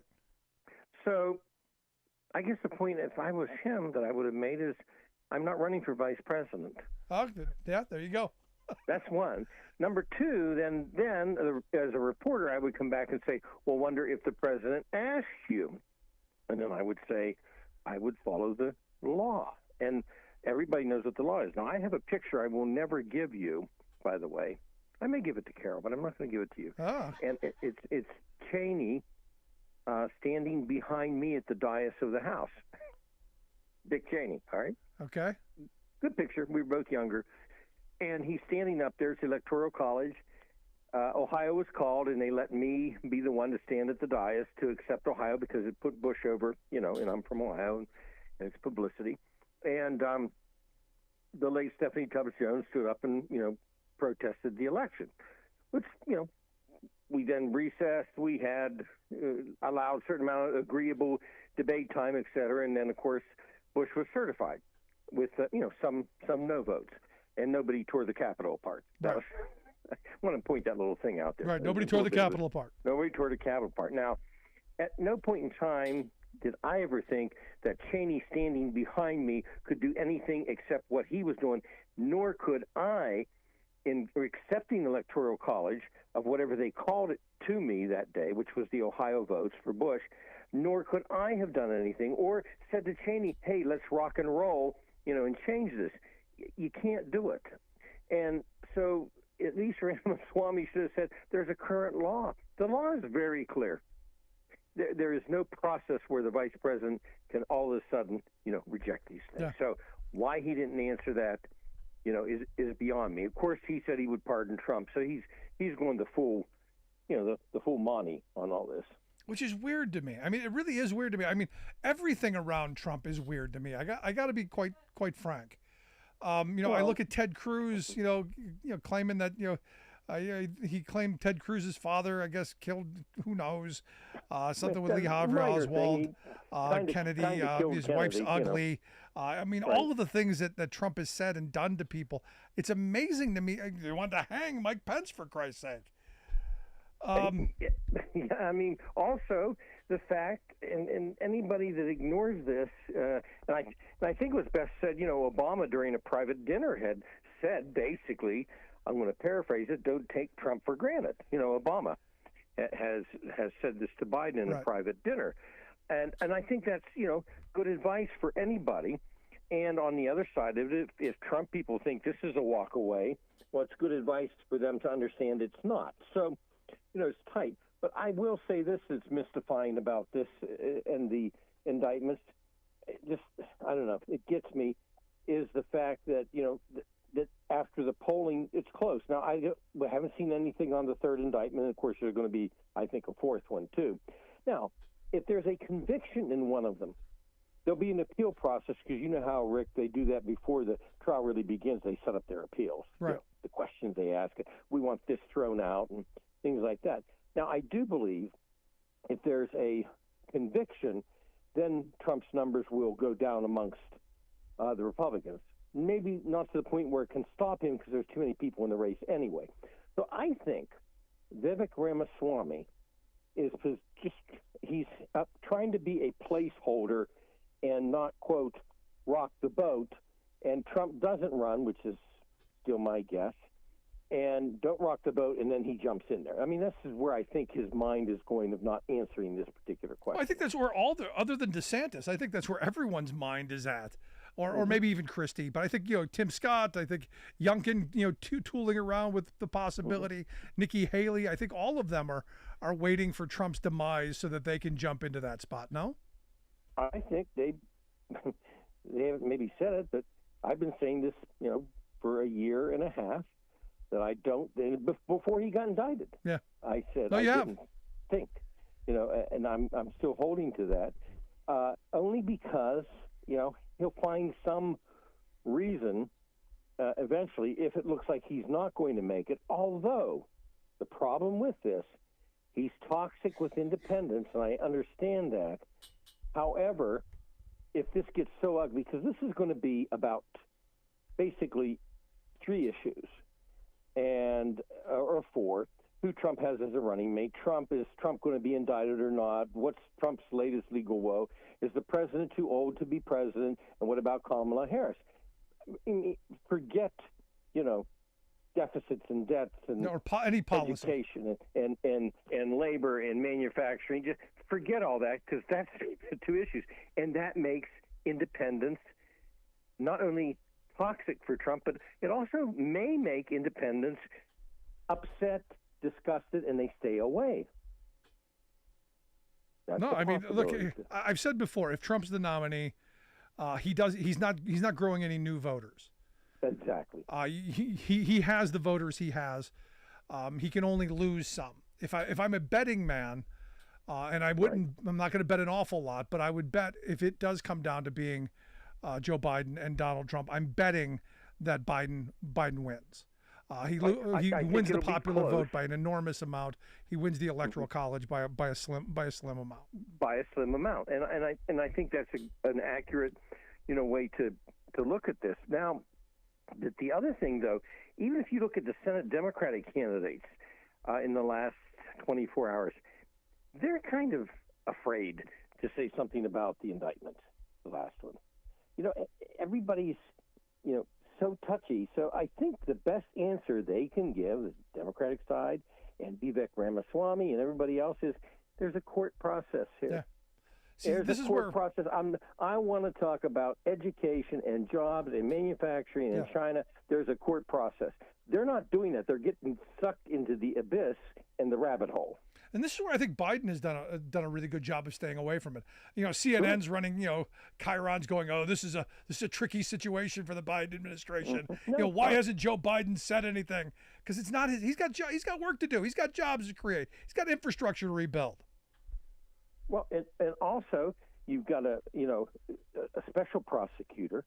They can't even insinuate that he's calling up the AG and saying go do something, to Trump. They've got a special prosecutor, so it's hands off. Yeah, it's remarkable to me, but you're right. The sad reality is, and this is what bothers me, and this is what's bothered me for a very long time, is our politics are no longer about what our government can get done. It's no longer how we're going to make people's lives better, how we're going to make society a better place. It's all about other stuff, and it's crazy for me. And for me, this most recent indictment, for me, is the most important one, because it's really about, for me, it's about the peaceful transfer of power and everything that goes into that. What that meant and what that means to the country. I mean, maybe it's my 8th grade, civics teacher put so much emphasis on this that, I've taken it as, something that is sacred. But for me, the fact that you're going to not certify and you're going to try and do everything you can do to undo, from John Adams forward, a bloodless, peaceful transition of power, for me, is just unforgivable. And that's the issue. I don't care about the personalities. It is. And I want to make this kind of clear what I'm about to say. It doesn't matter if Trump is convicted in this last indictment. And when I say that, if he's convicted, that's one thing. But the reason I say it doesn't matter as the number one issue goes right back to what you said. Things are going to come out here, because I've been down this path They start going through your staff. They start going through your co-conspirators, on and on and on. This is how the government, does it in the prosecution avenue. I understand that. And things are going to come out here. And there's items we don't know about yet, and emails we don't know about yet, and conversations we don't know about yet. And some very, very ugly things could come forth about, trying to stop the process that I think most Americans should or could or do respect. Yeah. Just exactly what you said. And I think that's going to be the worst part out of this, not whether in a year and a half from now, Trump's convicted or not. That's a whole nother issue. But I think that the ugliness that's going to come out of this, because people will start to talk when the government, jumps in here, people talk. And I think it's going to be pretty hideous. No, I mean, when Mark Meadows, who we haven't heard anything from in a very while, and most people don't really know where he is, I think when that bird starts singing, right, I think he's going to paint a very vivid picture. Exactly. And when the government looks at you and says, we're going to put you away for 30 years, then it's like the canary in the coal mine, it's going to sing. Yeah. No, because, like the Hoffa movie, the government doesn't run out of time or money. Mm-hmm. You're listening to the Rick Smith Show here with Bob Ney, former Ohio congressman, political analyst. I got to get your thoughts on you being in Ohio and all. Tuesday, the big special election. I thought special elections had been banned.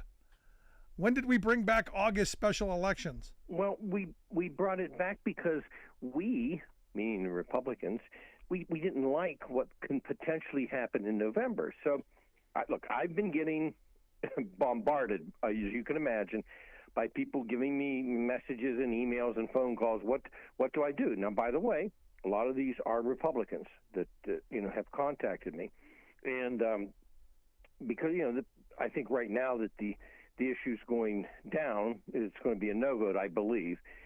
But I tell people right out front, you're going to be told to your face that if you want to stop abortion, you've got to vote yes on issue 1. Now, that may technically be true because the Republicans manipulated the entire system, said they wouldn't have special elections. They have a special election. Then they're making it like the idiotic Senate cloture vote, which I think is just idiocy. But, you've got to have 60% of the vote, which if you look at the history of what has passed in Ohio, a lot of absolute milestones would never have passed, including rights to vote and voters, rights and right. Civil rights wouldn't have passed. But so I tell people, the Republicans have managed to make this about one singular issue to stop it in any way possible, including, manipulating the system. But I said, put aside the issue that you're concerned about. Look at the overall general issue of what they're trying to do. They have violated their own norms in so many ways by doing this. Well, we're not going to have special elections, except for the one we're going to have to try to stop the November vote. Yeah. And so if they get their lunch handed to them, it should give them a screaming lesson back to the Ohio legislature. But don't you think that's look? I'm not in Ohio anymore, but I know a lot of people there, and I think I still have something of a sense. But abortion is something that's not wildly unpopular. As I understand, it's like a 55-45. I've seen some polls as high as 60-40 in favor of abortion being safe and legal and rare and all of that. And it would seem to me by tying this together with this trying to get to 60% on a constitutional amendment, that would go down just on its face, because if you're tying this to the abortion issue, which has more favorable ratings than not, aren't you hurting yourself? Well, I would think so, but they're banking on the fact that it's a special election, and the ones that will turn out are going to be the anti-abortion people. That's what they're banking on. Right. I don't think that's what's going to happen, but that's what they're banking on. The other thing that they're going to kind of also lose, because they really can't and don't come out and say, hey, by the way, this is completely about abortion. Some people have, but they really aren't genuine on it. They're talking about it's too easy to change the Constitution. It's a walk in the park, on and on and on. Is it? No, I mean, you were in the State House for a number of years, right? Right. Right. How many times? How many years 14. were you in the State House? 14. And how many times did you change the Constitution? it's rare. Now, it's gotten to be more, but if you really look historically at it, it's not like California with the props, okay? I mean, California had a lot of props, you know that, and I know it. But it's not like, every year you've got all these propositions, that are coming forward to change the Constitution. This was strictly designed, and groups got the legislature, the Republicans, to do this to stop one issue that they don't think they can beat in November at the ballot. This is what this is all about. And if the Republicans lose on this, it should literally send a very, I think, poignant message to them.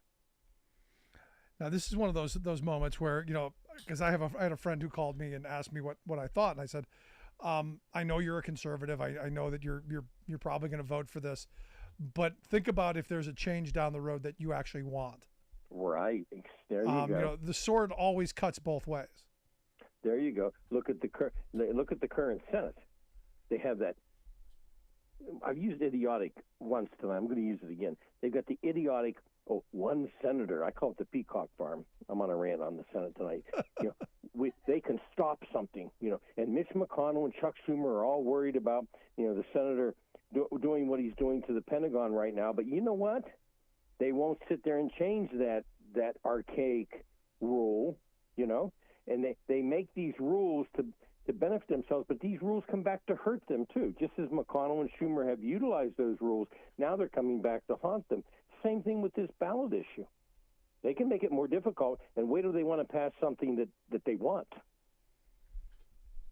So do you think it's going to go down? I think it's going to go down. I hope so. Now, I hope it goes down big. I'm watching this polling coming out. It's neck and neck. I don't know. I can't believe it's. I don't believe that. And the other part, help me here, because I was talking with David Pepper, former Democratic Party chair in Ohio, and he was telling me that there's also a part that they want to allow counties. I guess you have to have a certain percentage of votes in every county. Every county, not just the 60% vote, but in every county you have to have a certain amount. So you could give one county, a very small county in the middle of nowhere, the ability to veto something that 90% of the state wants because they don't want it. You could really subvert the power, the will of the people by just having this little caveat. No? Right. Now, here's what they're trying to sell to rural Ohio, though. They're twisting this. They're saying, here's what they're saying. Look, they don't need you, Noble County, Belmont County, Jefferson County. They don't need you. They can just go get all of their signatures from Cleveland, Columbus, and Cincinnati. That's what they're trying to tell people, right? Right. And to get them on board. But when you look at it,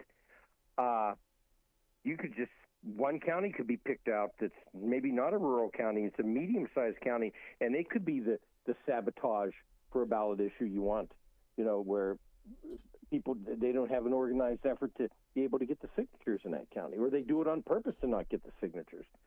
So the whole thing is just flawed beyond belief. But the guts of the legislature to say, we're not going to have a special election, except the one we want. Yeah. Well, it's going to be interesting to see how this plays out, but I wanted to get your thoughts on it because you generally have an idea of what's going on in your neck of the woods. I'm predicting issue 1, and I'm hoping, but I'm not just hoping to. I'm saying is I think it's going to go down.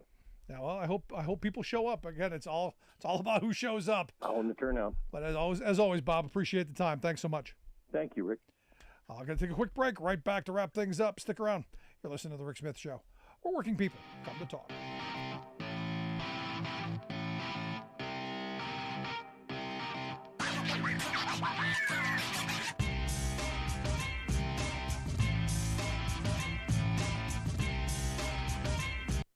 I'm Rick Smith, and this is Labor History in 2. On this day in labor history, the year was 1997. That was the day 185,000 UPS workers and members of the International Brotherhood of Teamsters went out on strike. It was the biggest strike in the United States in more than a decade. At issue was the use of part-time workers. The union estimated that as many as 2 out of 3 employees at Big Brown were part-time. The package delivery giant had also cut part-time wages to $8 an hour. These workers also were not eligible for the same benefits as full-time employees. At the time, UPS handled nearly 80% of the packages delivered in the United States each day. The strike ground those deliveries to a halt. The strike lasted for 16 days and cost the company $650 million in business. The Teamsters paid out $10 million from its strike fund to support those on the picket line. The work stoppage succeeded in improving wages and securing workers' pensions. UPS also agreed to move 5,000 part-time employees to full-time over the life of the signed 5-year contract. Teamster President Ron Carey declared, "People will be celebrating our victories over corporate greed. This fight with UPS shows what working people can accomplish when they all stick together." The UPS workers stood up to the throwaway worker approach, and the nation's working people stood behind them. Today, many companies rely on this throwaway worker approach as their business model. They keep workers at a part-time status to avoid paying health care benefits and a living wage. Does today's labor movement have the solidarity with these workers to make a demand for full-time work? Labor History in 2 brought to you by the Illinois Labor History Society and The Rick Smith Show. For more information, go to laborhistoryin2.com, like us on Facebook, and follow us on the Twitters at Labor History in 2.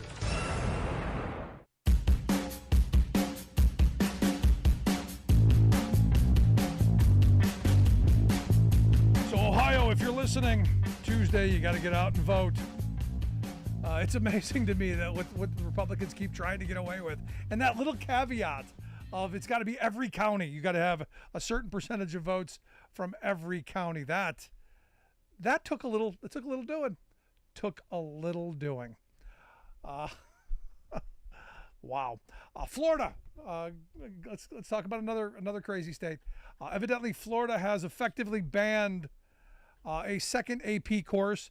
This time, psychology is being banned in Florida, the AP class, because evidently the psychology class talks about sexuality and gender and orientation, and that can't talk about that stuff in Florida, because of course there's nothing going on in Florida.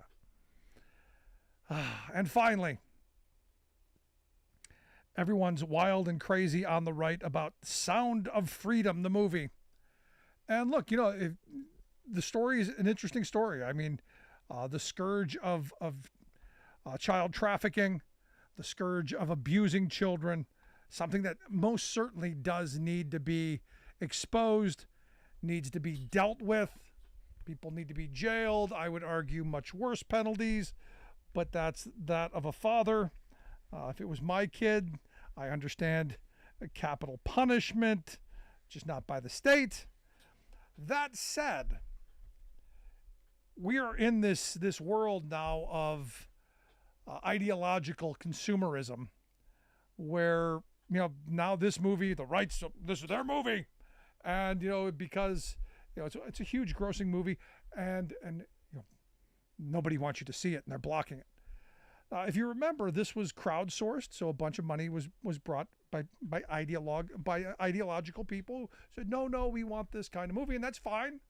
It's fine. Well, the story today that came out, evidently a guy who was a funder of this program. Now, understand, there were a couple of thousand people who funded this, but it just turns out that a guy named Fabian Marta, he was one of the people who gave money to fund this film, because it's important to expose child trafficking. Evidently, he's been charged with felony child kidnapping. Now, I'm not saying that everyone who gave money to this are guilty of child kidnapping. It just seems interesting that this guy would fund that. It seems ironic. And it's one of those things that, I always remembered my mother saying, when someone's accusing you of doing something, chances are they're doing it. They're probably the one doing it. This kind of plays into that frame. Want to hear your thoughts. Have you seen the Sound of Freedom movie? When it comes out for free, I'll watch it. I'm not going to pay anyone to see it, but I will when it comes out. I will see it. Want to hear your thoughts? Email me, rick@thericksmithshow.com. Miss any portion of the program? By all means, check out the podcast. Wherever you get your favorite podcasts, grab it there. Appreciate you tuning in. We'll see you back here next time.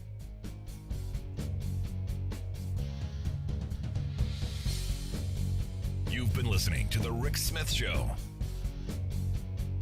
Email Rick at rick@thericksmithshow.com. Until next time, this has been The Rick Smith Show, where working